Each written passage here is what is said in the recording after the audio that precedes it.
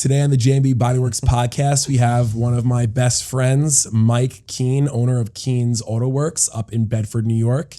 And we have the beautiful and talented Aloisa Ruf, who is an artist of many mediums, as well as a generational car fanatic. So let's jump right into it. Thank you guys for joining us. Yeah. Appreciate you coming. Thank you for having us. Do you want to give us a little background on, what it is you do with cars, what it is you do without cars, and your family and the company? Absolutely. So I graduated in brand and communication design, which is widespread for me. I mostly do my work in the family business. I'm the head of collaborations, so anything that's marketing-wise, merchandise-wise, basically goes through my hands for the last 3 years now, goodness. And I'm also a photographer and artist as a hobby, but I was really excited that last year I had my first art exhibit in Los Angeles in the Art District. Oh, wow. Awesome. And at Art Basel, Miami. Ooh, With a series of photographs inspired inevitably by cars and inevitably by people, because I'm in it for both of it. That tracks. very cool. Do you only shoot black and white? Do you shoot color? I mostly shoot black and white because I think that through black and white photography you have more space for the creative mind, and when as an observer, when you look at the art pieces, I think that you can dive into black and white worlds more, but I do delve around with color photography as well. Do you shoot in film or do you shoot digital? Digital. Okay. Digital mostly. I have shot in film before, but I have lost many beautiful rolls of film. Yeah. So I try to go the digital route. Yeah, sometimes I do double. Okay. Just to make sure. But mostly digital. That's awesome. So a lot of people in the world who are obsessed with cars, such as us, know of RUF, the company that you are named after, or I guess the company's named after you. Yeah. And so I need a little clarification, because I had heard a story about a gentleman back in Germany back in the day who had crashed a 356, and I believe your grandfather was driving a bus and pulled over. Can you tell us that story and give a little clarification on what happened? Absolutely. I can tell you the story. Just as a heads up, I don't tell it half as well as my father does, because I wasn't present. Got it. But I'm paraphrasing. So in 1939, my grandfather and my grandmother started the family business as a gas station and a workshop. Wow. And they were working together, my grandmother running the gas station with her two little sons, my father and my uncle. And my grandfather had the workshop, and he would repair anything with wheels. It was post-war Germany, interesting times in a small village in Germany. So now one of my grandfather's projects was he built a bus all by himself out of parts that he found, war debris that he could find.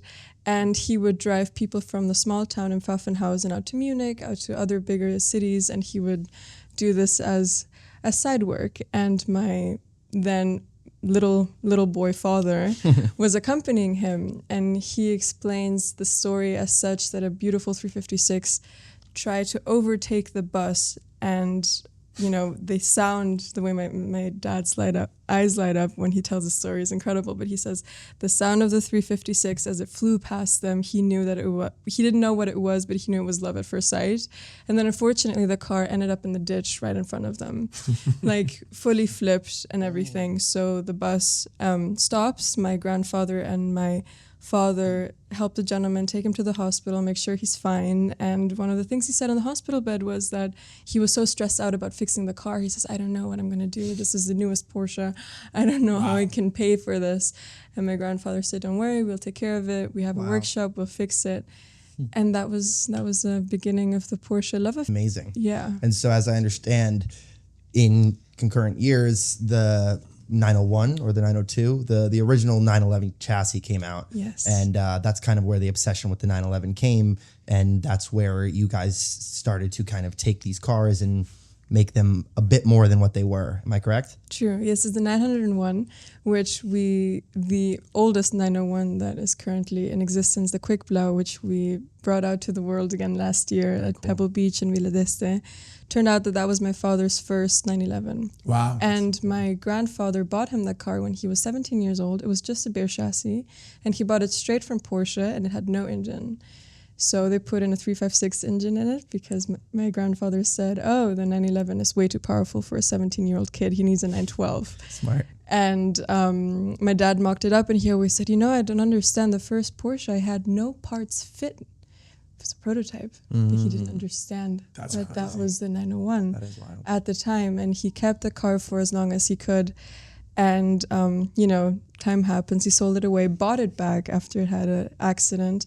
And he didn't tell anybody about this. He bought it back, I believe, in the 80s. Okay. And then 2-3 years ago, he sits at dinner table with my mother and I, and he goes, guys, I have this amazing project, and I'm ready. I have all the parts. And my father collected parts throughout his entire lifetime for this car. Every time he'd have a 901 part, he'd hide it away somewhere. Hide it away, exactly. And we had no idea that this car was around. And he said, remember the 912 story? Well, I still have that car, and I want to fix it. And then it turns out that was also, looking back into the history books, that was the car that was released in 1963 at the Geneva Automotor Show. That's amazing. That's insane. And incredible. I mean, the more you look into the archives, the more history comes out. Right. And then also the Piech family and the Porsche family were driving this car because it was a test car, and it was shown in Geneva with a wooden buck engine. Wow. It didn't have a real engine because they just wanted to see how people will react to the design, because it was a complete new design. It was nothing that Porsche had done before.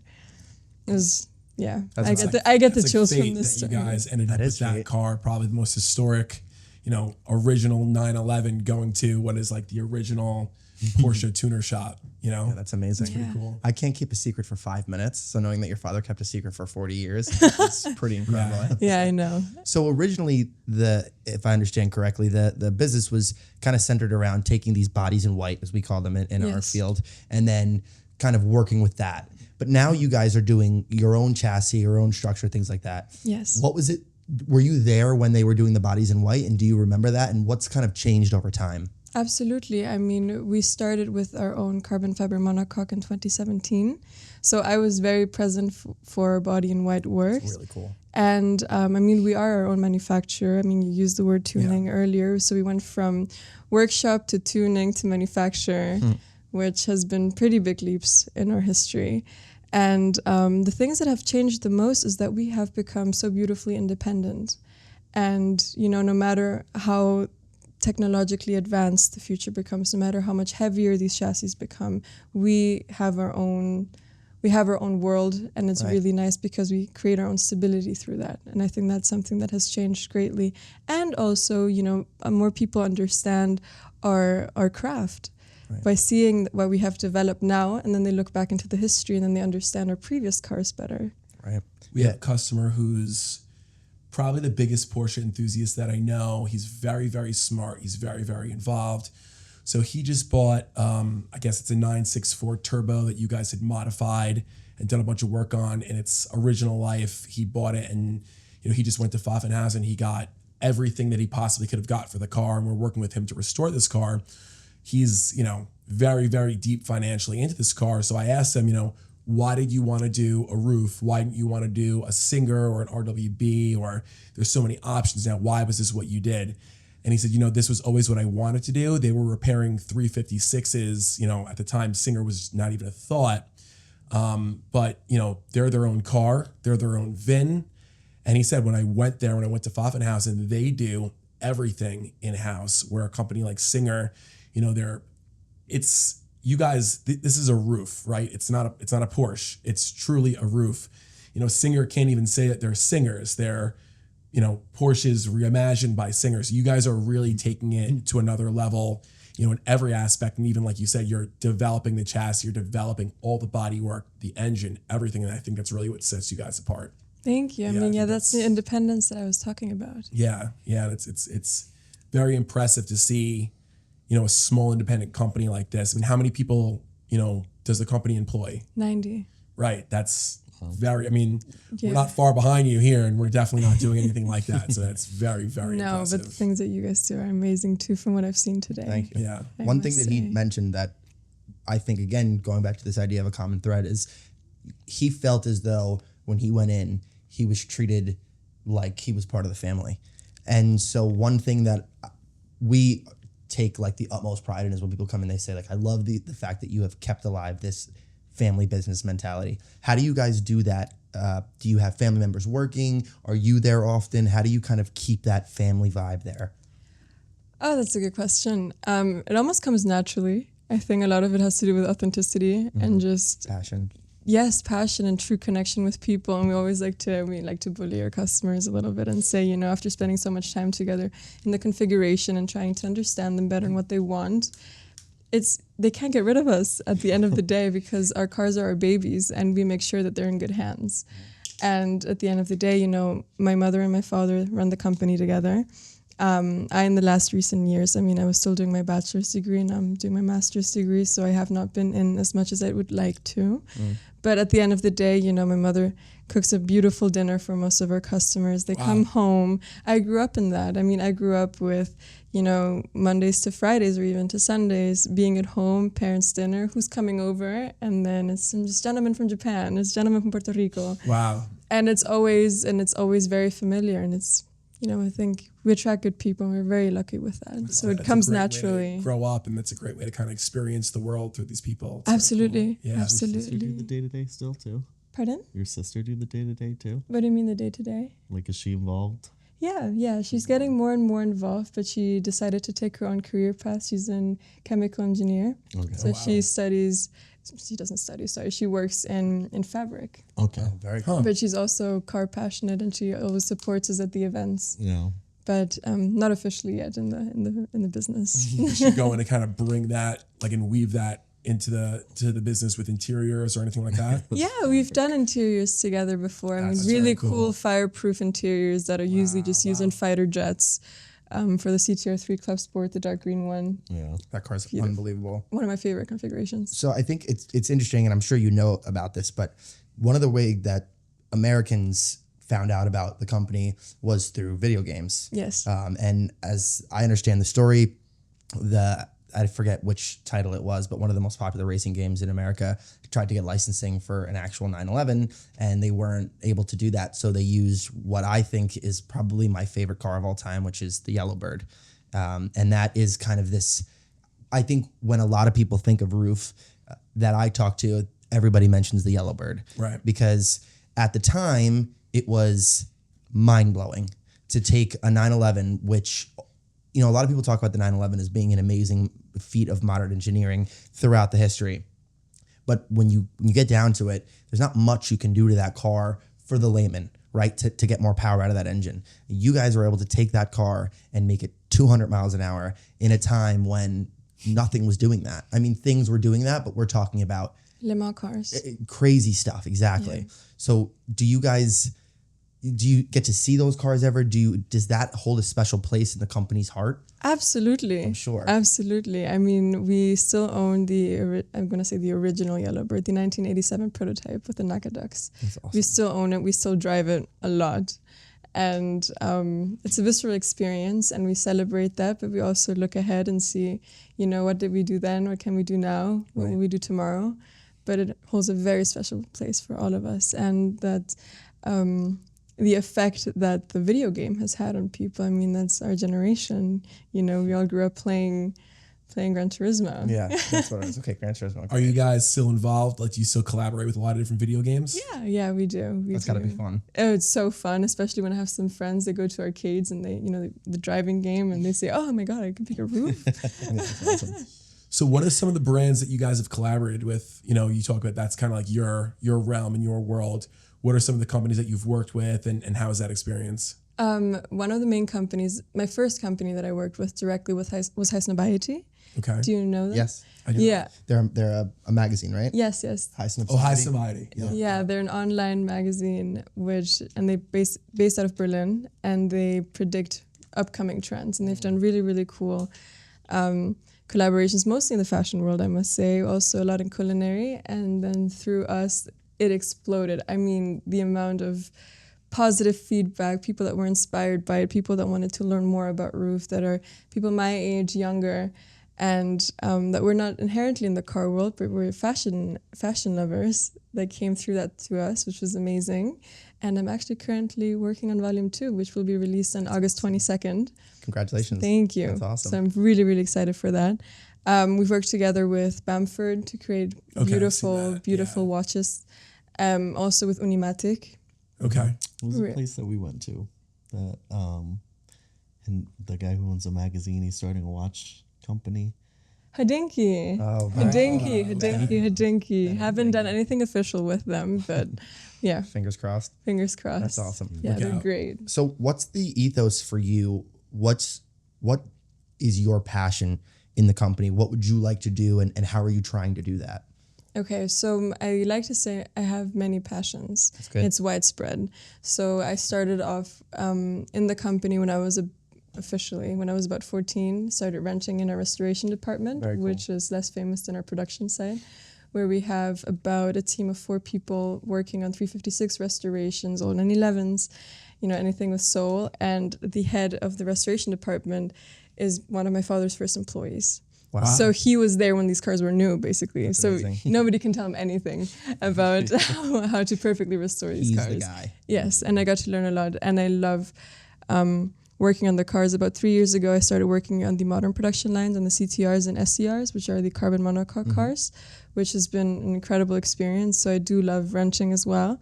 But on a more serious note, unfortunately, and fortunately, I have a passion for working together with people. So I'm working on the client side more, configuring the cars together with them, public relations, merchandise marketing, the whole everything that's around the people. Very cool. But I'm really excited to what the future has to bring when I graduate school and where my position will be then. And where are you in school, or should we? Here in New York. Okay, Yeah. great. That's a good answer. We don't want to dox you and have people showing up to She had schools. to get a main hub because she travels so much. That makes sense. She was just talking about car week. She's like, it's so easy to get to California now. we were saying, like, if someone like her goes to Car Week, she's like the belle of the ball, and she knows everyone, and she's so included. And guys like us, it's a very different experience. We're lucky to experience it. People are experiencing her and her presence, and it's very cool. Mike, how did you guys meet, and what's your kind of experience with the company? I don't know. I want to go. We met through mutual client that they've built how many cars for? Probably 3 at least. Yeah. Right? And then he owns your dad's first CTR3, right? Yes. Wow. And what color is that? It's a silver. There's only, how many are in the States? 2, right? I think. Yes. Is that the car with all the gumball graphics? Yeah. Yeah. So whenever those cars need work, you're the guy who kind of gets those in and out? Yeah. And what's that experience like? And then we call them to find out what they they You have the engineered service here. manuals right there. Yeah, exactly. That's helpful. Are they like drastically different from the other cars, or is it something that kind of just through your general know-how you're able to? Yeah, through it. I mean, it's not.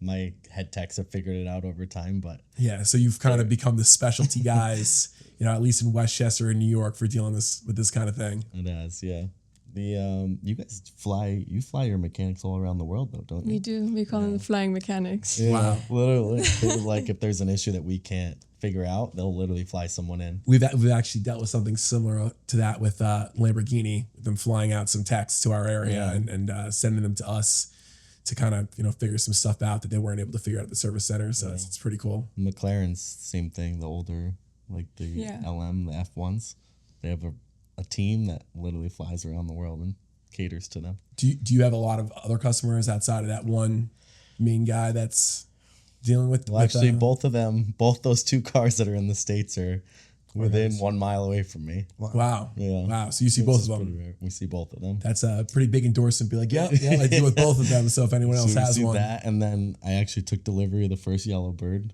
Yes. Picked that up. Wow, that's awesome. Down at the barge when it came in. really? Yep. Where was that, in Jersey? I was in Jersey. That must have been a pretty cool experience. Picked up both actually. Picked up the red one and Oh, really? the first yellow bird had painted red, Yes. and then the new yellow bird you CT guys built. anniversary. Yeah. Yeah. Is that kind of like a mob movie pulling up to that?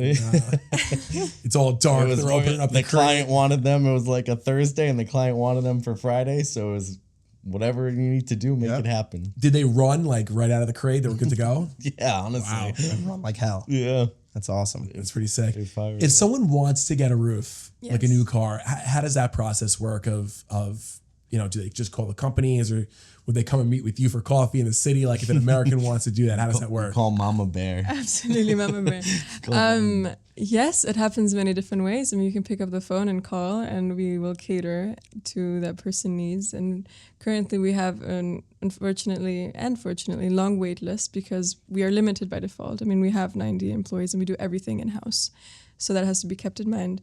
But usually you pick up the phone, you call, or you can reach out to me or reach out to mostly my mother directly. And then straight to Mama. True, yeah, it's very, very true. And then also many of our customers come through other customers. Many we meet at Car Week, which is why it's also a very special event for us, especially since the Geneva Automotive Show ceased to exist, because we usually met many of our customers at the Geneva Automotive Show. And I want to say it's a relatively simple process to reaching out to us. Just, the continuation of it can become complicated, but yeah, just pick up the phone. Are you letting down a lot of customers? Are there a lot of guys who are just like, I need it now? Like, how do you deal with that? Oh, with kindness. Good answer. Good. She politely tells them they can't help them. Yeah. Yeah, no, I don't know. I like to say that's one of the biggest lessons my parents taught me is we never say no. We just say another time.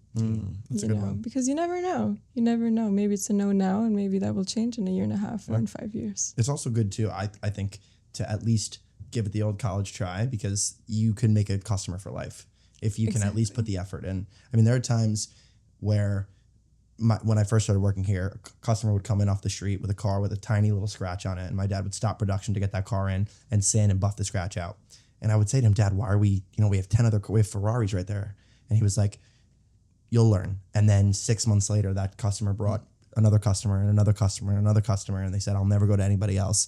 And it's things like that that make a huge difference that a lot of people, which is why I commend you guys for keeping that family mentality, because I think in a world that's gone so corporate, to have that gentle touch of a family member, like I can only imagine like meeting you and how lovely you are to just get on the phone and your mom's like, hello, how can I help you? Like that's awesome. I would love that. Come for dinner first. Yeah. We'll draw up a plan. That's amazing. Yeah. That's great. So do you have any plans, or do you currently have your own roofized Porsche or roof car yourself? No. Do you have plans Not yet, to? Unfortunately. Of course I have plans. I'm a dreamer. My daily driver is a 912, which I restored myself, why I was so enthused by the 356 that you had earlier. Similar story. Grandfather told father that a 911 engine is too powerful. Same thing happened with me. We have the mentality within our family, you fixed it, you own it. So I restored that 912. That's awesome. Beautiful. I love that car. And what color? It's an ivory. Beautiful. Yeah, I only notice how slow it is when I'm driving next to 911s, which is exactly what a 912 is supposed to do. Do you have it here? No, since I just moved out here, I do not have a car here yet, but I do have certain dreams.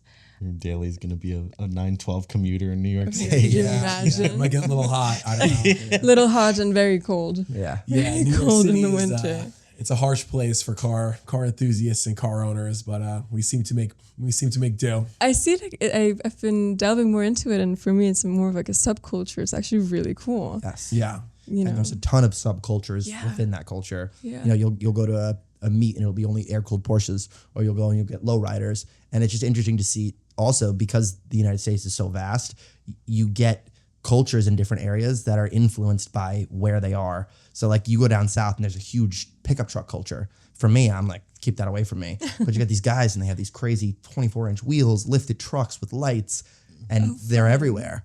And then you go to LA and you see these lowriders, which are based on these old American classics that are lowered and have the hydraulics. And that's something that I really like, and something that we're trying to do, especially when we host these events, which Mike has gotten the pleasure of coming to. But I think it's the car culture and community used to be a little toxic.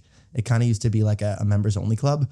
And I think like our parents and that generation bringing us to shows, I can still remember the smell of fumes at car shows and probably the damage it did to my brain. But and kind of learning that, I think it's because it's social media, it's becoming a little bit more accessible. So I think that's really cool. And it's cool to hear that you've gotten the opportunity to see a little bit of that. And And I think you'll see more of it as you get to spend some more time here, which is awesome. Oh, I can't wait. Yeah. I can't wait. Do you think that the collaborations and like, mixing with these other brands, do you think that's something that uplifts the, the publicity and the notoriety of your company? I mean, it's already such a storied brand, but, there's a lot of people who don't know about it.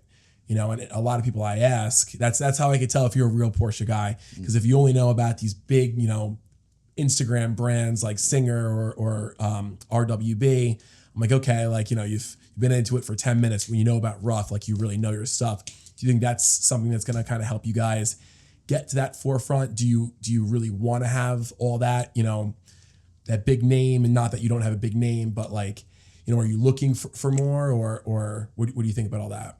I mean, the sky is the limit.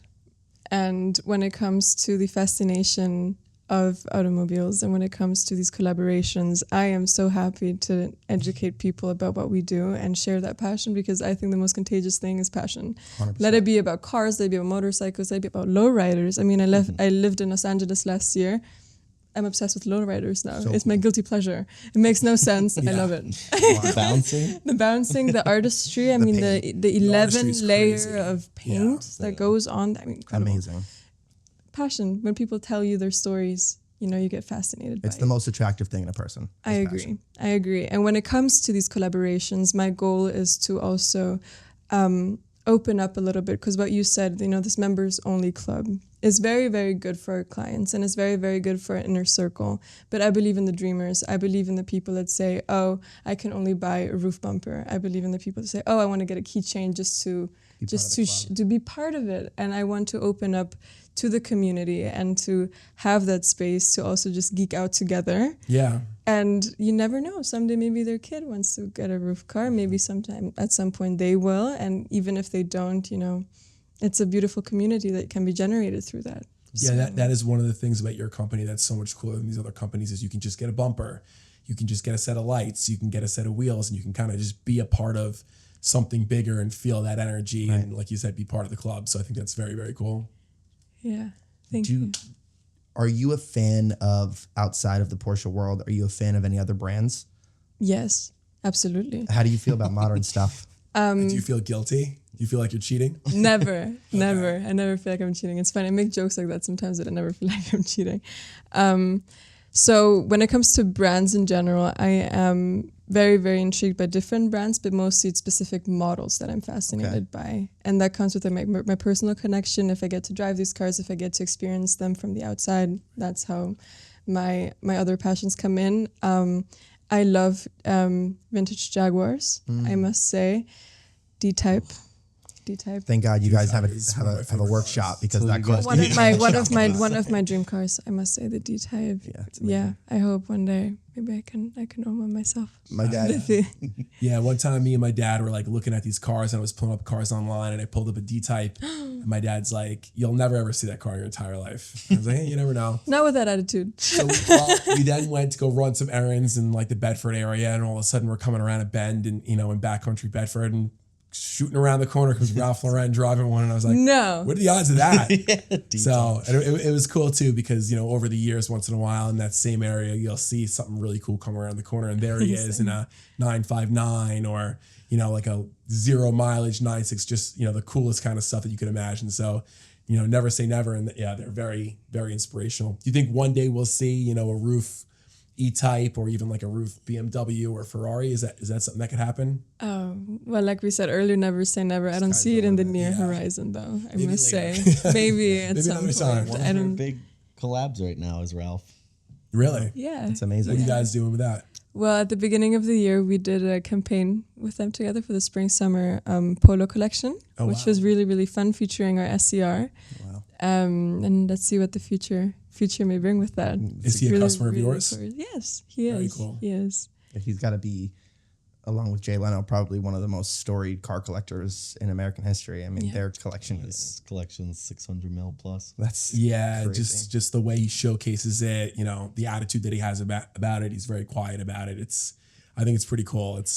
He's like an icon. He's a big legend. So truthfully, in every way, and it's not even about the price tag of these cars. I mean, it's also about the curation behind it, because you said the number, but Well, it's the numbers the all over cars. the internet. Yeah. But no. That's where I But got the the actual numbers. cars that he curates, I think, are just amazing. Yeah, it's his Amazing. taste. Like and- so tasteful. Yeah, even just whenever I hear him speak in like an interview, it just holds like so much like weight. He's just hit that status. He's a legend, and it's one of my least favorite things is when a customer comes into the shop and they see we're so lucky to have some really amazing cars like Porsches, Aston Martins, Ferraris, and a customer will come in the shop with their prized possession, which might be an old Acura Integra, and they'll be like, "Oh, you can put mine on the street," and like I tell these people, I'm like, "This is your baby. This is your Ferrari." So like I find that the most interesting when you go to a Cars and Coffee or a car show and there's a kid, an 18-year-old kid, and his first car was a 1988 BMW E30, and he got the basket weaves because that's what he saw when he was a kid in a magazine or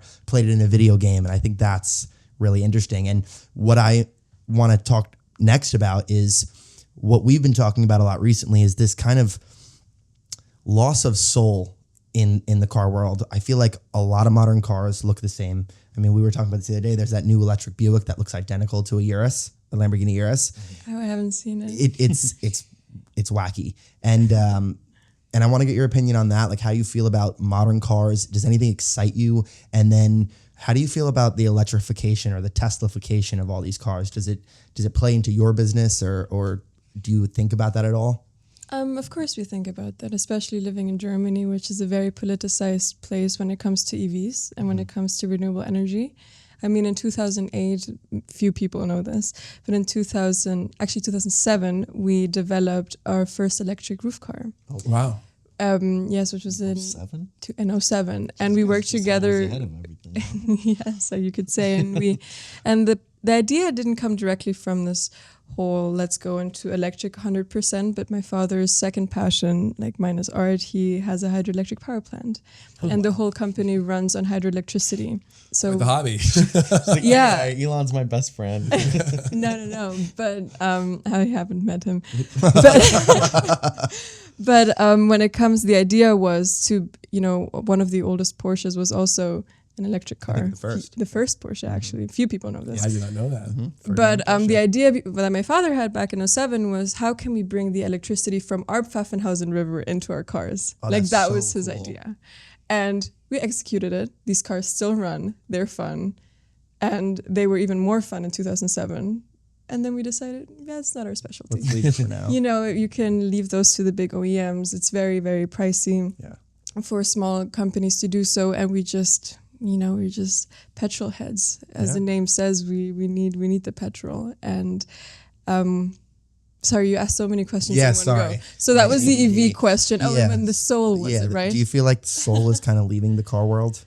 It is in a certain way. I think the general car world a little bit, unfortunately. But I think the soul can be caught again. Because I think with that dramatic shift towards e-mobility, towards uniform design, uniform colors, in the future we will go back to more analog. I mean, there's many manufacturers that are going back to stick shift, for instance.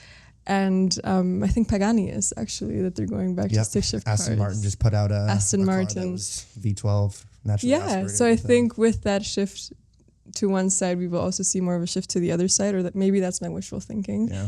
But my heart is in the analog world. I think when it comes to comfort, it can be very, very to the advantage. I'm speaking of daily cars, like, I don't know, I'm going to speak of a cool daily, like the Audi R6. The perfect daily Daily car. Yeah. Let's just putting that out there. Okay, you want seat heating, you want the weight, you want to have an awesome audio system. But when it comes to, I'm going to say more fun cars, and when it comes to other types of daily drivers, I do prefer more of the analog touch. And I mean, if the car doesn't speak to you, then it's just a vessel for commute. 100%. It's a microwave or a toaster, or I was pointing as if there was a microwave over there. Just for the people who can't see behind the cameras, there's not a microwave over there. We talk about this with Tesla a lot, like the Cybertruck or any of these, they're like appliances.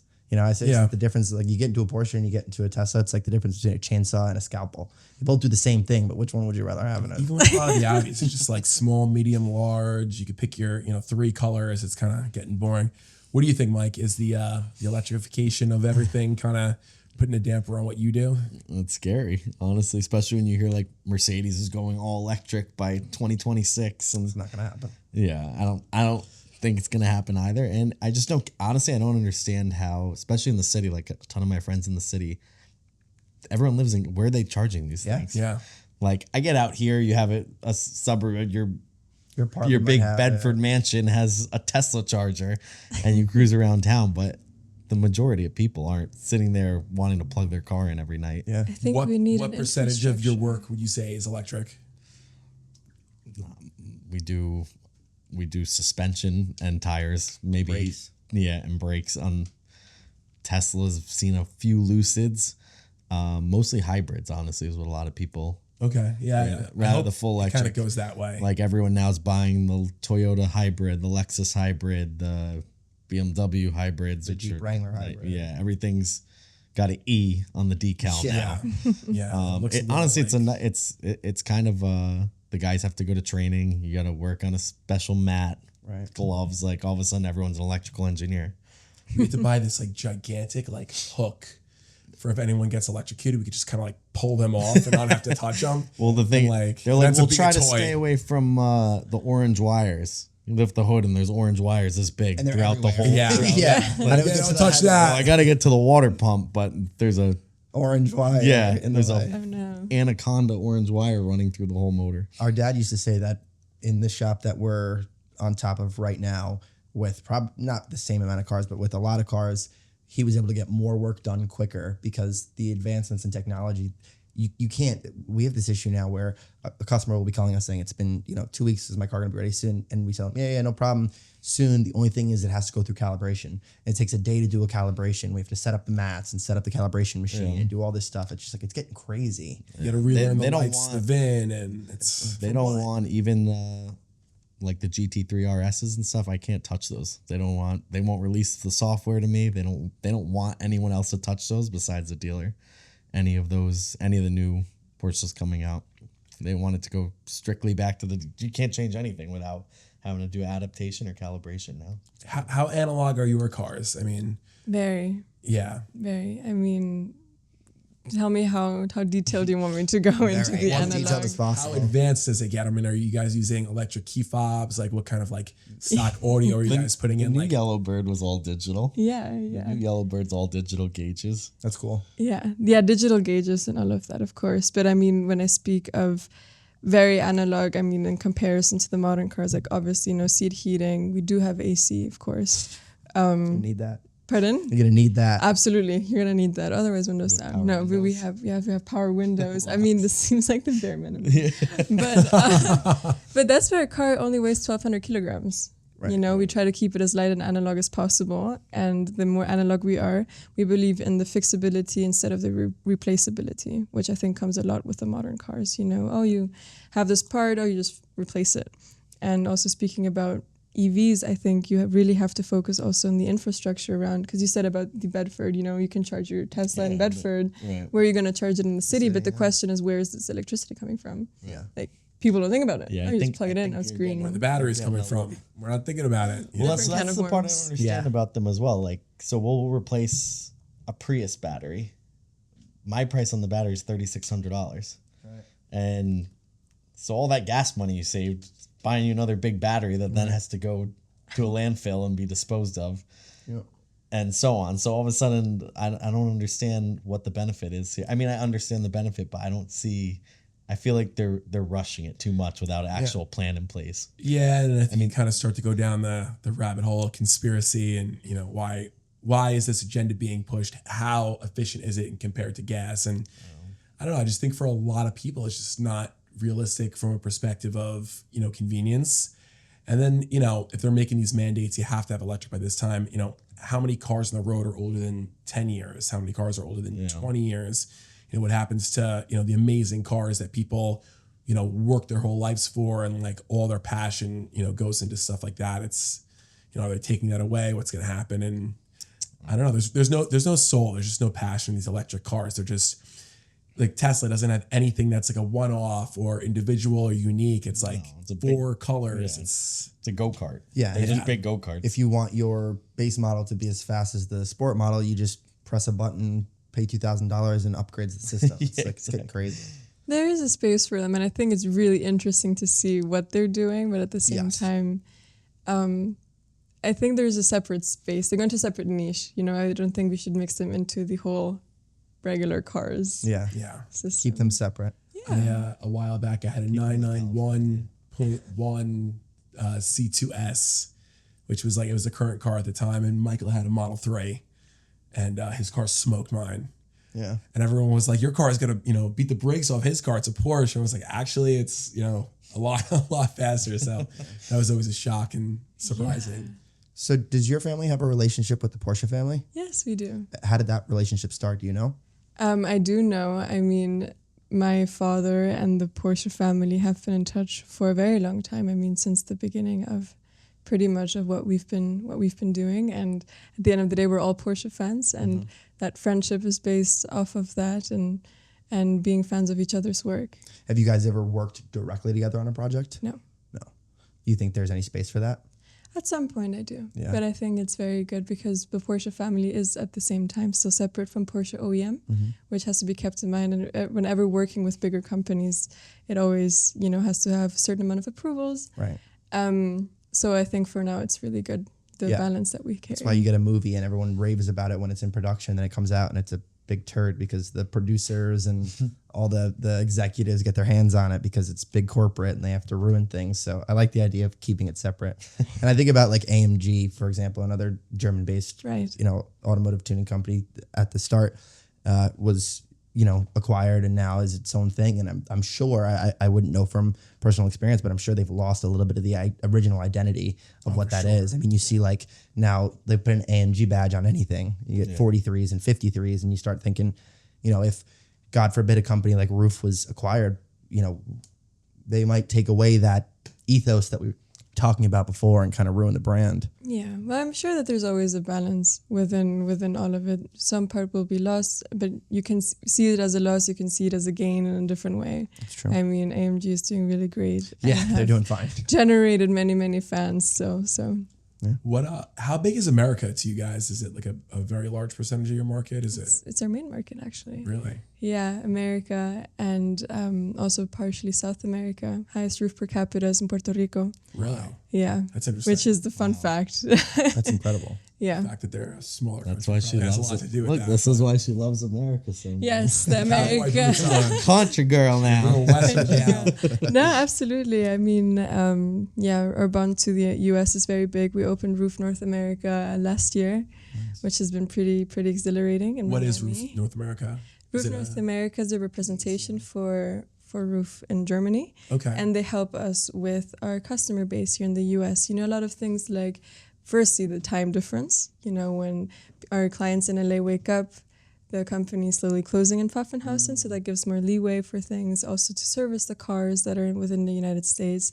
It's based in the Concourse Club in Miami, which is an awesome track private club. So when they receive the cars, they can test drive them on track, on a private road, have driver's training, because our cars are as analog that you still need to be a good driver to control them and to have fun with them. Yeah. You guys will have a workshop here at some point? Maybe, yeah. That'd be very cool. All right. Well, we're going to start to wrap up. We have a couple stock questions for both of you. So what if you were to have 3 cars, right? One was your everyday car, one was your weekend only car, and one was a car that was so nice you could just leave it in the garage and take it out on very special occasions. What would those 3 cars be for you? You go first. I'll go first. Okay. So my daily driver you took, I would do an RS6 wagon for a daily driver. I think it's perfect. It meets all the qualifications for a good daily driver. Fast, fun, can haul the kids and the dog in the back and the groceries in the way back. So I love that. The only thing that might contend with that is the M5 wagon is coming out in America. It's actually getting debuted in August, and I'm a big BMW fan, so I'm excited to see what that looks like. My weekend canyon carver, I think, would have to be the GT3 that we saw outside. The Touring, I think, is an amazing car with a stick shift. And then, kind of in the same vein of yours, my grail car that I would leave and probably just take pictures all day would be the Jaguar XJ220. I think that car is just absolutely stunning. So that's mine. And you want to give yours? Yeah, for my daily right now, I'd probably say, and this is a really strange thing that I'm going to say, the Taycan Turbo S Sport Turismo. I think that's a pretty cool car, and I hate to say it, is an all electric car, but I was in Greenwich the other day and I saw one driving down the street. I'm like, Hatchback. it'd be pretty cool. I think that's, pretty cool all around. It's a cool car. I think my my weekend car would probably be, right now I'm really feeling the SLRs, the Roadsters. I think that's a really cool car. I think they're still like pretty plush and comfortable, even though it's a hyper car, if you will. And then I think for my like holy grail car, it would probably be like a Wyra, BC Roadster or something like that. I really like Pagani. So Yeah. Michael Schmeichel Williams, what do you think? Stole my holy grail car. That matte black wire was got my heart. Yeah. The Yeah. nemesis.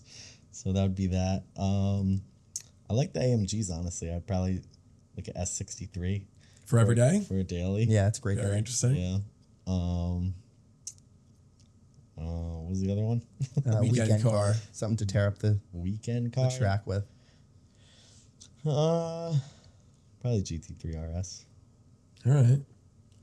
All right. Aloisa? You're up. So difficult to narrow down to three. Here comes 3 German cars. Yeah. Yes. So daily driver, I must say you guys pick very comfortable ones, but I have to pick the RCT, which is a monoturbo 964 body white based car. I love it because it's a wolf in a sheepskin and it's beautiful outside in, but Very luxurious. Very it plush. pushes Yeah. when you have a heavy right foot. Then weekend car was the second one. Weekend car, yeah. Weekend car. I must say, probably the CTR anniversary. I'm trying to think of a different one, but I'm really having a hard No, time. I mean, how can you not? But say if you that? say track car, I would love to experience the 935 on track.